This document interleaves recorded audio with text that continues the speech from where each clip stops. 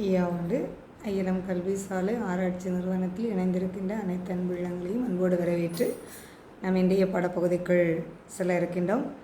இன்றைய பாடப்பகுதி கலைமுனி ஞானமுனி என்ற இரண்டு முனிவர்களும் ஐயா வைகுண்ட தவமாக இருக்கின்ற போது சாட்சியாக பார்த்திருந்தார்கள். அவர்கள் வைகுண்டர் இருந்து அந்த தவத்தினுடைய பெருமையை அங்கே சாட்சியாக என்ன சொல்லுகின்றார்கள் என்ற செய்தியை நாம் இங்கே பார்க்க இருக்கின்றோம். அதனைத் தொடர்ந்து ஐயா வைகுண்டருக்கு என்ன விஞ்சி அருளுகின்றார் என்ற செய்தியும் நாம் இன்றைக்கு பார்க்க இருக்கின்றோம்.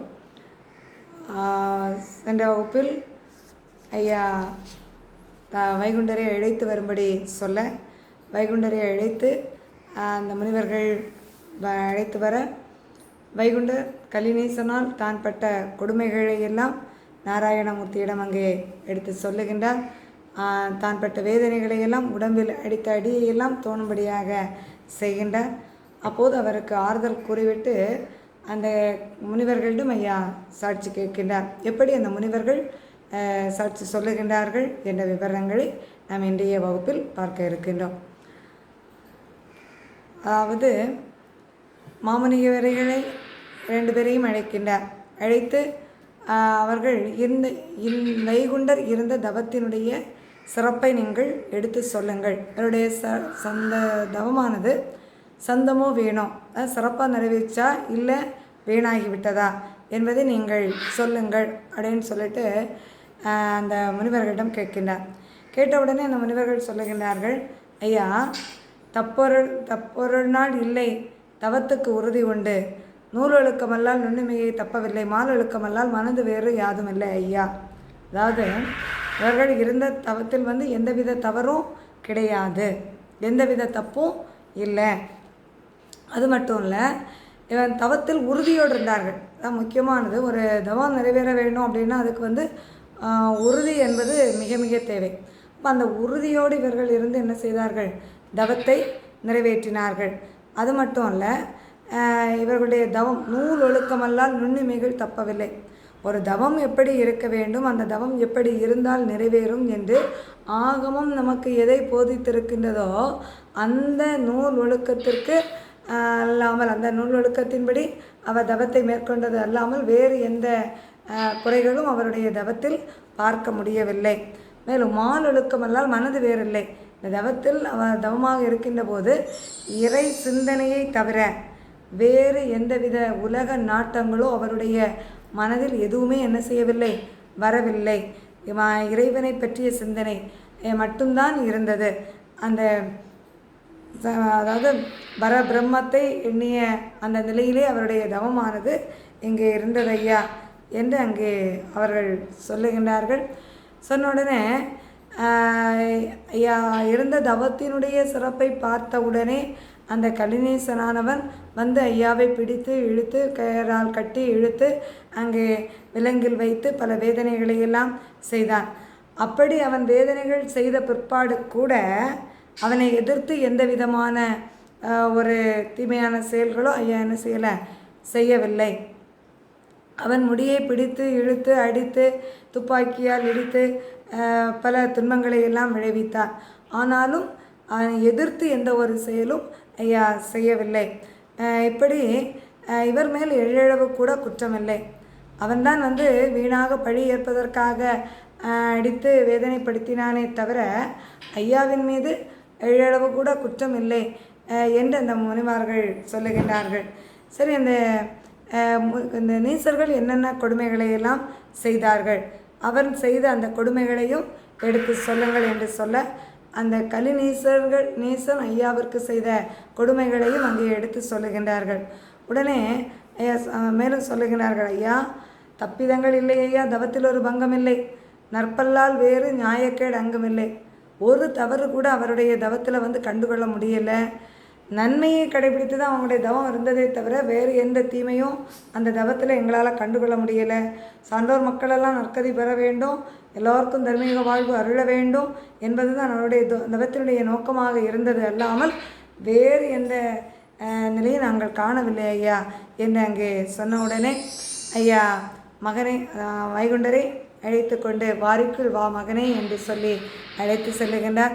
அழைத்து சென்று அந்த கடற்கரைக்குள் அங்கே அழைத்து அந்த கலிக்குள் இருந்து வந்த காரணத்தினால் அந்த கலியினால் வந்த துன்பத்துயரங்களை மாற்றுவதற்காகவும் அந்த கலி தன்மையை பற்றி தன்னை சூழ்ந்திருக்கக்கூடிய கலித்தன்மையை பற்றி விளக்குவதற்காகவும் கடலுக்குள் அழைத்து செல்லுகின்றார்.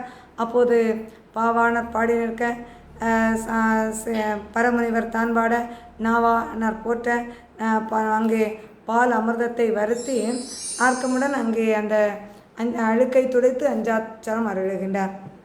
அதாவது அந்த அழுக்கு என்பது என்னது? கலித்தன்மை, அந்த கலி எண்ணம். இப்படி கலியன் அடித்தானே, கலியன் வேதனைகள் செய்தானே அப்படிங்கிற அந்த எண்ணம். அப்போ அந்த எண்ணத்தை என்ன செய்கின்றார்கள்? அங்கே மாற்ற வேண்டும். அந்த தன்மையை மாற்றுவதற்காக ஐயா என்ன செய்கின்றார்கள்? அங்கே திருப்பார்கடலுக்கு அழைத்து செல்லுகின்றார்கள்.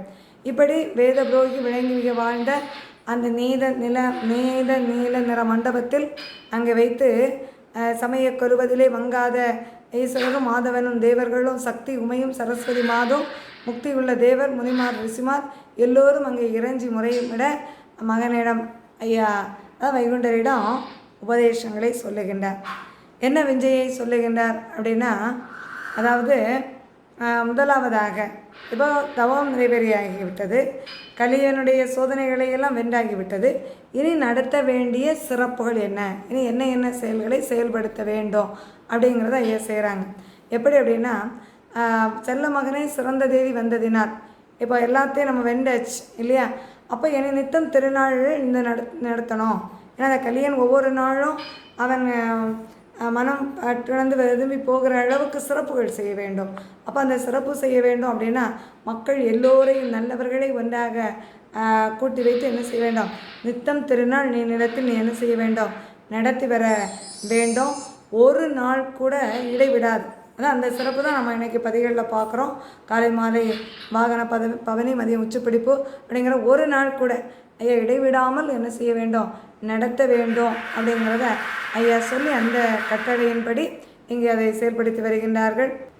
மேலும் திருநாள் நடத்துகின்ற போது எப்படி திருநாள் நடத்த வேண்டும்? ஏன்னா ஐயா நமக்கு காட்டியிருக்கின்ற வழிபாட்டு முறை முற்றிலும் மாறுபட்ட வழிபாட்டு முறை இல்லையா? அப்போ அந்த வழிபாட்டு முறை நம்ம எப்படி நடத்த வேண்டும் அப்படிங்கிறத ஐயா சொல்லி செய்கின்றார்கள். எப்படி அப்படின்னா, நித்தம் திருநாள் நீ நடத்தி சப்தகன்னிமாரை தான் வருத்தி அவர்களுக்கு மாலை மனம் சுட்ட வேண்டும். இதற்காக அவங்க என்ன செய்திருக்காங்க? பிள்ளைகளை பெற்றெடுத்து விட்டு தவத்தில் இருக்கிறாங்க. அப்போ அந்த தவத்தில் இருக்கக்கூடிய மக்கள் அந்த சப்தகன்னிமார்களை அழைத்து அவங்களுடைய தவம் நிறைவேற்றப்பட்டு இப்போ எங்கே வாழ்ந்துட்டுருக்கிறாங்க? சான்றோர் மக்களுடைய வழியில் பிள்ளைங்களாக வாழ்ந்துட்டுருக்கிறாங்க. இப்போ அவங்களை அழைத்து என்ன செய்ய வேண்டும்? அவங்களுடைய தவத்தினுடைய நோக்கம் என்ன?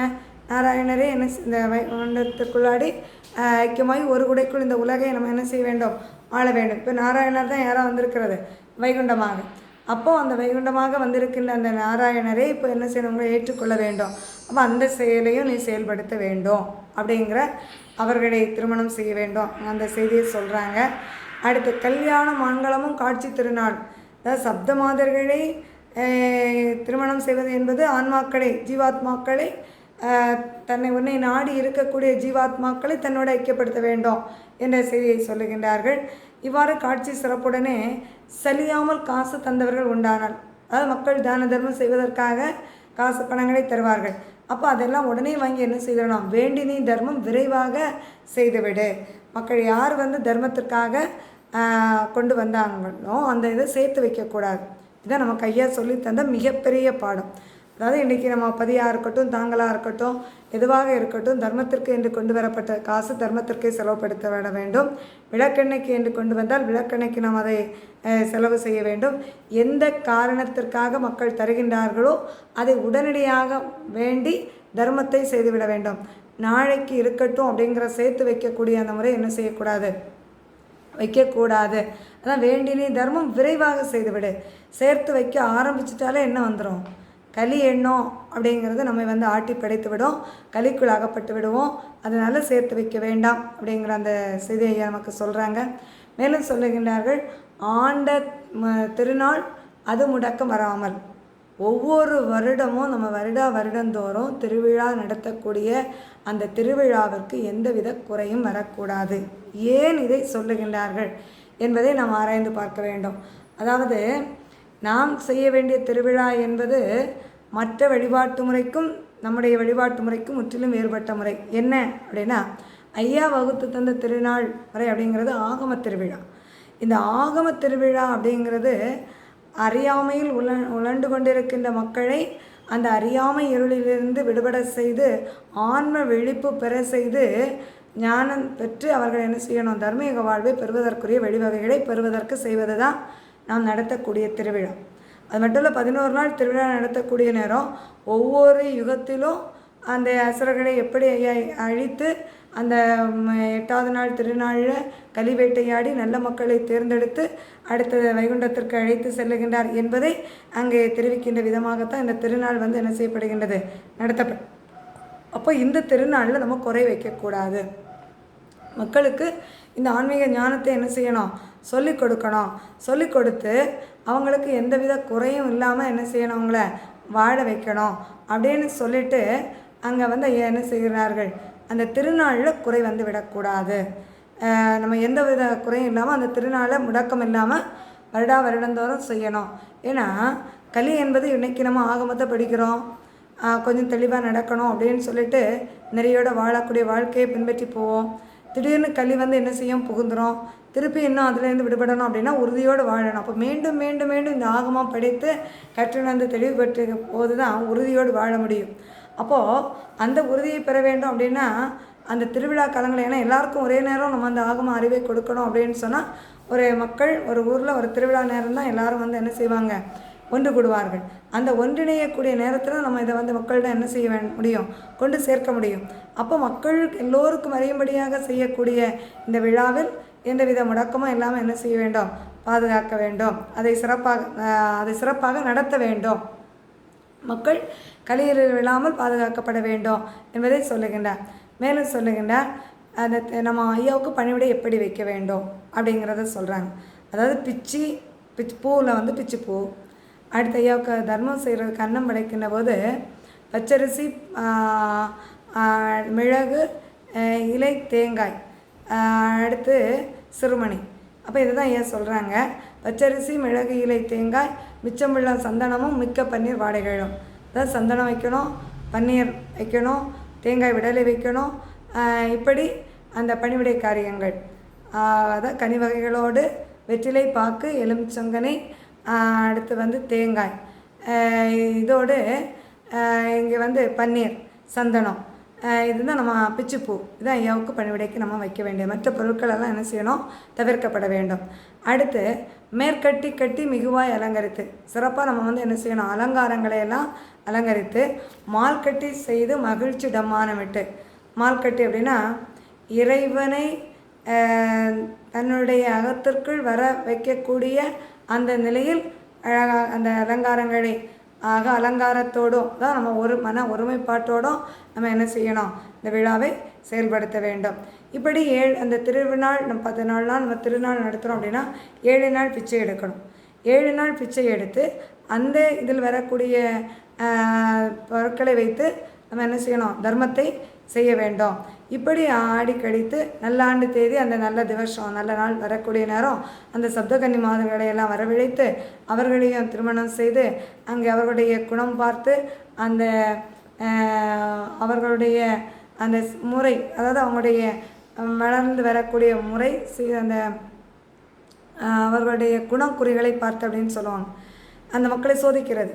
அப்போ அந்த சோதித்து எடுத்து அவர்களுடைய வாழ்க்கை முறை எப்படி, அவர்களுடைய பெற்றோர்களுடைய வாழ்க்கை முறை எப்படி என்பதையெல்லாம் அறிந்து பதிய முறையும் பாவையர்கள் தன்முறையும் சதியாய் உலகோர் சங்கையது போல, இந்த உலகத்தில் ஒரு திருமணம் எப்படி நடத்தப்படுமோ அதுபோல் என்ன செய்ய வேண்டாம், அங்கே செயல்படுத்தி அந்த சத்துமாதர்களை ஐக்கியப்படுத்துவதுடன் ஜீவாத்மாக்களை உன்னோடு ஐக்கியப்படுத்தி நிறமான தர்ம தலைவானி மங்கள மாதர்களோடு மாலையிடு.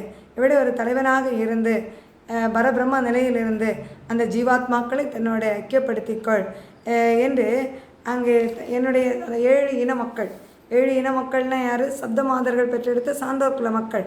நாராயணருக்கும் சப்தமாதர்களும் சேர்ந்து பெற்றெடுத்த அந்த மக்கள் சான்றோர் குல மக்கள். இந்த சான்றோர் குல மக்களை ஏற்றி எடுத்து அவர்களுக்கு என்ன செய்ய வேண்டும், சிறப்பு கொடுக்க வேண்டும். ஆகவே இன்னும் சில பெண்கள் அப்படின்னா பக்குவப்பட்ட ஆண்மாக்கள். இந்த பக்குவப்பட்ட ஆண்மாக்களும் அவரவருக்கு தகுந்த வேஷமிட்டு, இப்போது தெய்வ சக்திகள் இருக்கின்றது, மற்ற ஆன்மாக்கள் இருக்கின்ற, அப்போ இவங்களுக்கு அவரவருக்கு தக்க அந்த வேஷத்தை போடணும். இப்போ ஐயா இதனை செய்யும்போது நாராயணராக இருந்து லக்ஷ்மியையும், பரமனாக இருந்து பார்வதியையும், ஈசனாக இருந்து சரஸ்வதி தேவியையும், பிரம்மாதி வேஷமாக இருந்து ஐயா மண்டைக்காட்டு அம்மையையும், கந்தனாக இருந்து வள்ளி தேவானையும், இப்படி அந்தந்த வேஷத்தை எடுத்து அவர்களை ஐக்கியப்படுத்துகின்றார்கள் அல்லவா? அதுபோல் என்ன செய்ய வேண்டும்? ஐக்கியப்படுத்த வேண்டும். கல்யாண காட்சி கணக்கு தீர்வை முறையும் வலியான கலியில் வாழ்வை, இந்த கலியுகத்தில் எப்படி வாழ வேண்டும் அப்படிங்கிற அந்த வாழ்க்கை முறையும், சாம்ப சிவ கோலம், சாறு மஞ்சனை கோலம், ஆம்பக்குற கோலம் ஆடி மிக கழித்து. ஏன்னா ஒரு வேஷம் எடுத்தாச்சு அப்படின்னு சொன்னால் அந்த வேஷத்தினால என்னென்னலாம் செய்யணுமோ அதெல்லாம் நம்ம என்ன செய்ய வேண்டும்? செய்து நடத்த வேண்டும். இப்போது கந்த அவதாரம் எடுத்துட்டோம் அப்படின்னு சொன்னால் அந்த கந்தனுக்குடைய கதாபாத்திரத்தை சிறப்பாக நம்ம நடத்தி காட்டணும் இல்லையா?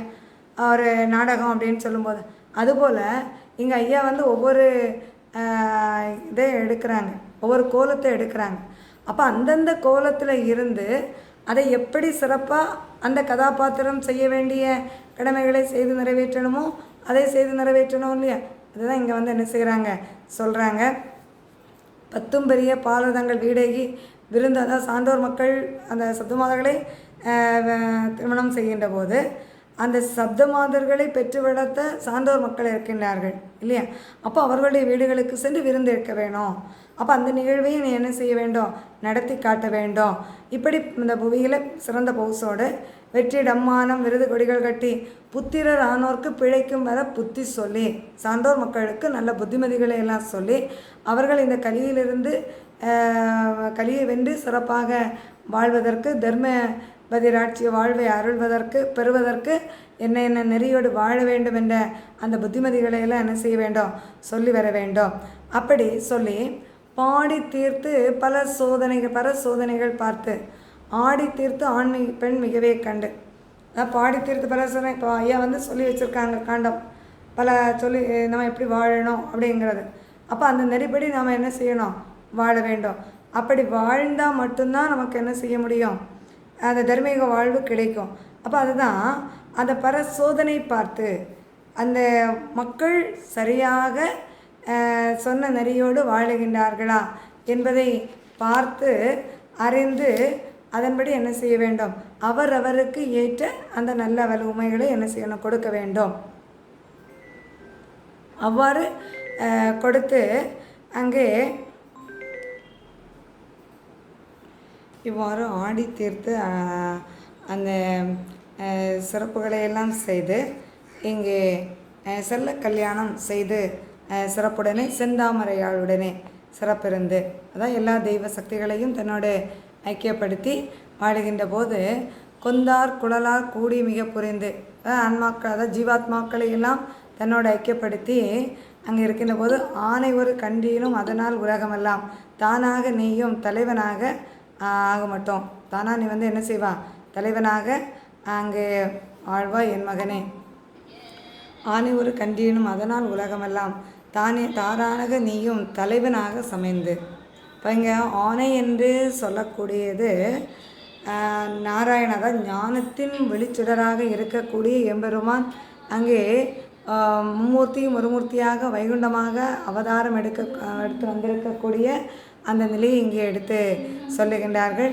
மேலும் தானாக நீயும் தலைவனாக சமைந்து, இப்போ வைகுண்டம் தான் கலியை அழித்து தர்மயுகத்தை ஒரு குடைக்குள் ஆழ்வதற்காக இங்கே அமைந்திருக்கின்றார்.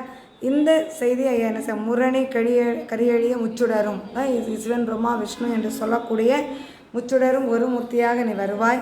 அப்படி தரணி ஈரேழும் தடதடன தான் அசைத்து, ஏன்னா அந்த மக்கள் எல்லோரும் தன்னிலை உணர வைப்பதற்காக பல சோதனைகளை எல்லாம் செய்து அவர்களையெல்லாம் தேர்ந்தெடுத்து நல்லவர்களை தேர்ந்தெடுத்து தர்மபதி ஆழ்வதற்காக வேண்டிய வரங்களை எல்லாம் கொடுத்து நீ அதன் மேல் நிர்ணயமாக செயல்படுத்தக்கூடிய ஆட்சி செய்யக்கூடிய அந்த வழிமுறைகளை சொல்லுகிறேன் கேள் மகனே என்று சொல்லி அங்கே கொடுக்கின்றார்.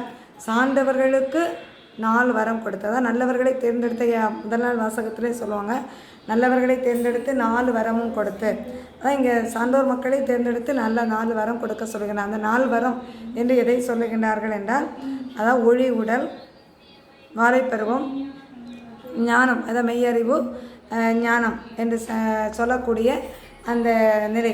எப்போதும் நம்ம வந்து ஒரு உடம்பு அப்படிங்கிற நிலையில் நம்ம இருந்தால் தான் வளர்வு தேய்வு அப்படிங்கிறது வரும், இன்ப துன்பம்ங்கிற இருவினை வரும். ஆன்மாவுக்கு இன்ப துன்பம் என்பது கிடையாது, வளர்வு தேய்வு என்பது கிடையாது. எப்போதும் அந்த ஜோதியோடு அந்த பரபிரம்மத்தோடு ஐக்கியமாகி இருக்கக்கூடிய அந்த நிலை.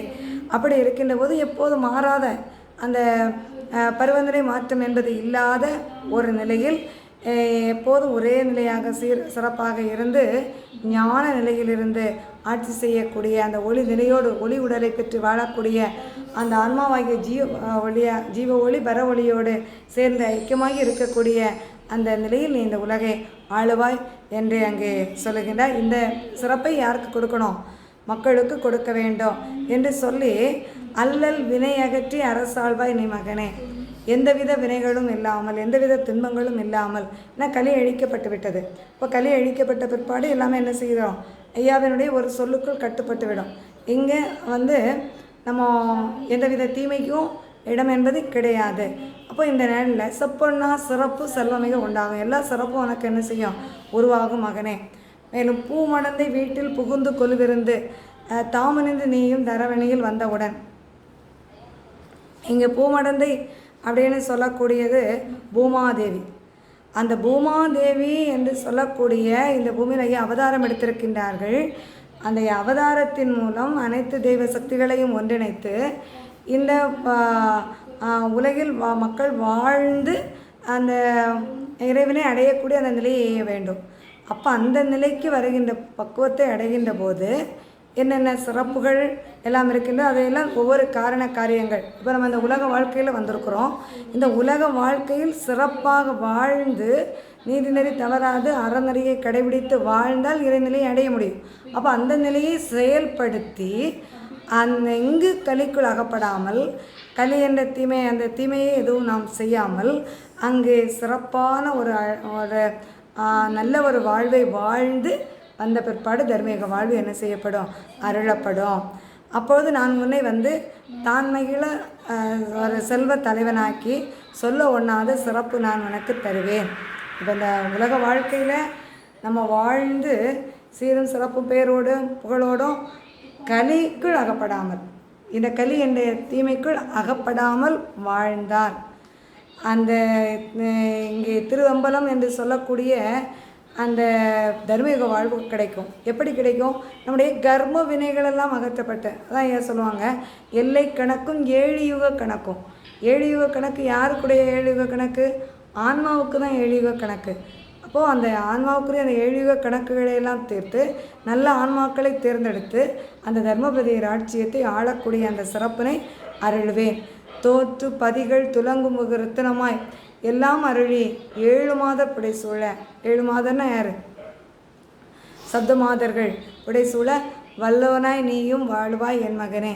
ஆகவே மலங்காதே என் மகனே, மாதவங்கள் பெற்றவனே, கலங்காதே என் மகனே, கண்ணே கற்பகமே என்று அந்த வைகுண்டரிடம் ஐயா உபதேசம் சொல்லுகின்றார்.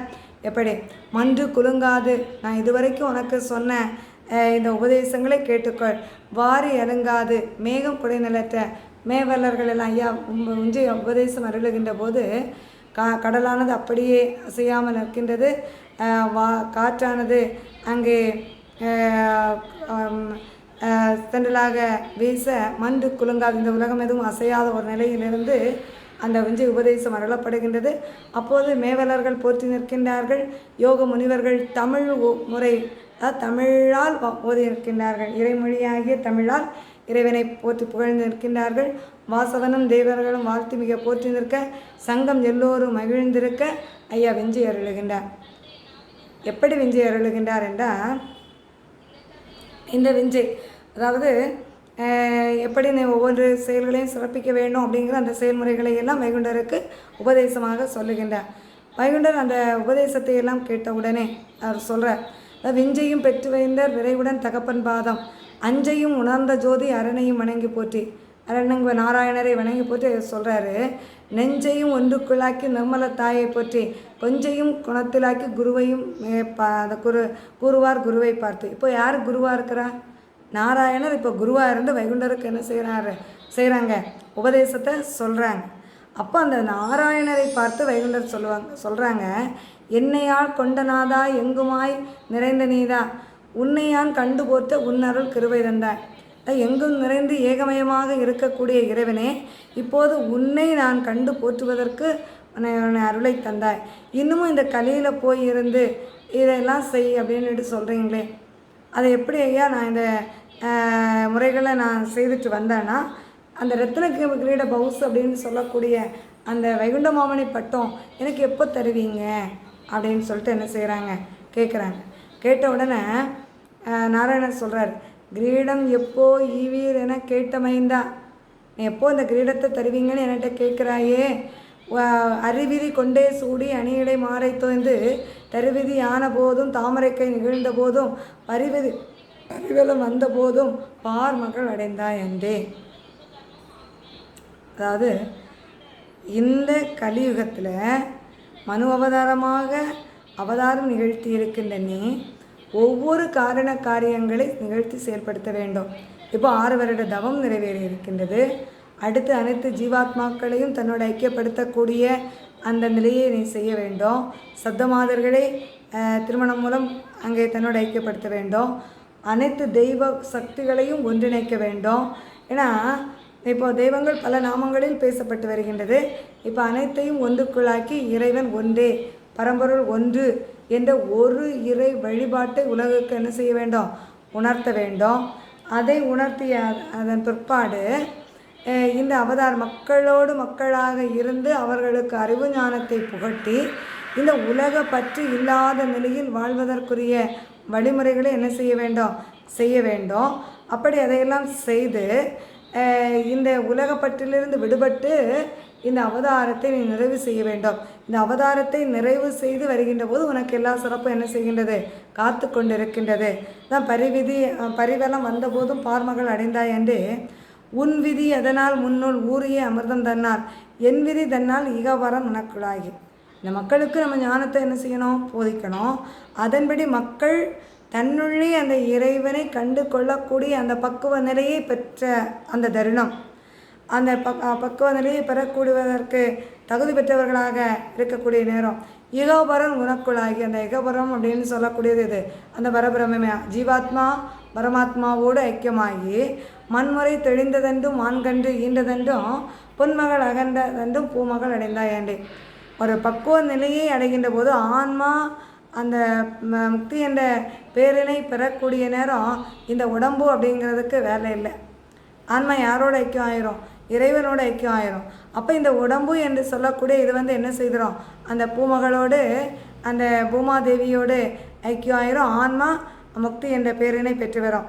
அப்படி அந்த பிற்பாடு பூமகள் உன்னை சேர்ந்து அங்கே பின்னாறு வரைக்கும் மேலே நானுகம் தன்னால் போக்கி நகர் ஒரு பகற்குள்ளாகி தானுனை தங்கமான தைலமாக அதுக்கப்புறம் இந்த நிலை நீ பெற்று இந்த இகனைகளையெல்லாம் நடத்தி நிறைவேற்றி வந்த பிற்பாடு என்ன செய்ய வேண்டும், நான் உன்னை தைலமான அந்த தங்கமாம் பதத்தில் மூழ்கி பலவினை எல்லாம் போக்கி உன்னை மானுனை மகிழ அறுத்து மாகிரிடம் அழுவேன். இந்த ஒரு குடைக்குள் ஆளக்கூடிய அந்த சிறப்பை உனக்கு நான் அருள்வேன் என்று அங்கே சொல்லி வருகின்றார்கள். அப்போது இது வைகுண்டருக்கு ஐயா சொல்லுகின்றார்கள். வைகுண்டருக்கு சொல்வது போல் நமக்கு சொல்லுகின்றார்கள். இந்த உலகில் பிறப்பெடுத்திருக்கின்ற நாம் ஒவ்வொருவரும் நாம் செய்து நிறைவேற்றிய கடமைகள் இருக்கின்றது. இப்போ ஏதோ ஒரு நிலையில் நாம் மானிடர்களாக பிறந்திருக்கின்றோம். இப்போ மானிடராக பிறந்திருக்கின்ற நாம் ஒவ்வொருவரும் ஒவ்வொரு வித கடமைகளை ஆற்ற வேண்டிய அந்த கட்டாயத்திற்குள் நம்ம என்ன செய்கிறோம், இருக்கிறோம். அந்த கடமைகளை எல்லாம் சிறப்பாக நிறைவேற்றி இந்த களி என்ற தன்மை அண்டாமல் அந்த களிக்குள் அகப்படாமல் ஒரே நிலையில் ஆன்மா முக்தி பெறக்கூடிய அந்த நிலை வருகின்ற போது அந்த இறைவன் பரமாத்மாவுக்குள் நம்ம என்ன செய்ய முடியும், ஐக்கியமாக முடியும். அப்போ அந்த பரமாத்மாவுக்கு ஐக்கியமாகக்கூடிய அந்த பக்குவத்தை பெறக்கூடிய நேரம் தர்மபுவீர் ஆட்சியும் நமக்கு என்ன செய்யும், கிடைக்கும் என்பதை அங்கே சொல்லி வைகுண்டரை மகனே நீ அங்கே போய் வா என்று சொல்லி விடை கொடுக்கின்றார். அப்படி விடை கொடுக்கக்கூடிய அந்த நேரம் அந்த சான்றோர் மக்கள் எல்லோரும் அங்கே ஐயா விஞ்சை பெற்று வருகின்றார்கள். விஞ்சை பெற்று வந்த பிற்பாடு சான்றோர் மக்கள் ஐயாவுக்கு என்ன சிறப்பு செய்கின்றார்கள், ஐயா அடுத்து என்ன நிகழ்த்த இருக்கின்றார் என்ற செய்தியை நாம் அடுத்த வகுப்பில் பார்ப்போம்.